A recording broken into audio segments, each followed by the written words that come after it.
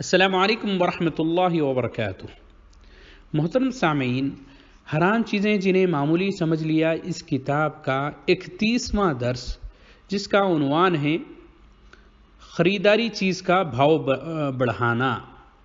یعنی بعض لوگ بغیر ارادی خریداری چیز کا بھاؤ بڑھاتے ہیں یا دوسروں سے بڑھ کر بولی لگاتے ہیں تاکہ گاہکوں کو جو گاہک ہے جو خریدنا چاہتے ہیں ان کو دھوکہ دیں اور انہیں سامان اصل قیمت سے زیادہ قیمت پر خریدنے پر مجبور کریں، جبکہ نبی کریم صلی اللہ علیہ وسلم نے ارشاد فرمایا، صحیح بخاری کی روایت ہے، وَلَا تَنَاجَشُوا، بغیر ارادہ خریداری سامان کی قیمت میں اضافہ نہ کرو یا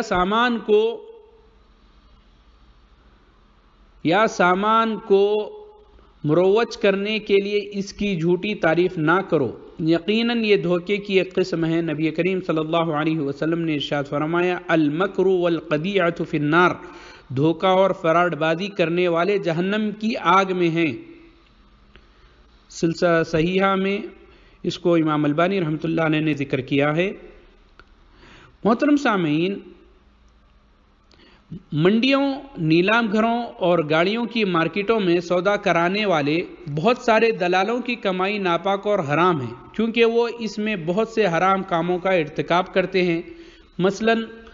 دلالوں کا اندرون خانہ سازش سے بغیر ارادہ خریداری کی کسی چیز کا بھاؤ بڑھانا، گاہک کو دھوکہ دینا یا سامان بیچنے کے لیے آنے والے تاجر کو اس کے سامان کی قیمت میں بہت زیادہ گرا کر دھوکہ دینا، حالانکہ یہی سامان اگر ان دلالوں کی اپنی ملکیت ہوتی تو وہ گاہکوں کا بیچ بدل کر اس کا سامان کا ریٹ بہت زیادہ بڑھا چڑھا کر اس کو فروخت کریں اور اس طرح اللہ کے بندوں کو دھوکہ اور نقصان پہنچائیں۔ میرے محترم سامعین،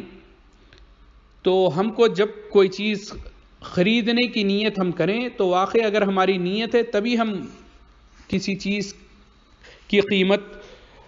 کا اندازہ لگائیں، قیمت کا تعین کریں۔ اگر آپ کو خریدنا نہیں ہے لیکن آپ مارکیٹ خراب کرنے کے لیے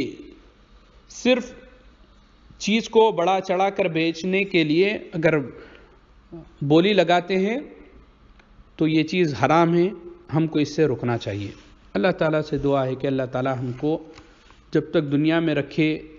حلال رزق کی تلاش کرنے اور کمانے کی اللہ تعالیٰ توفیق عنایت فرمائے۔ والسلام علیکم ورحمۃ اللہ وبرکاتہ۔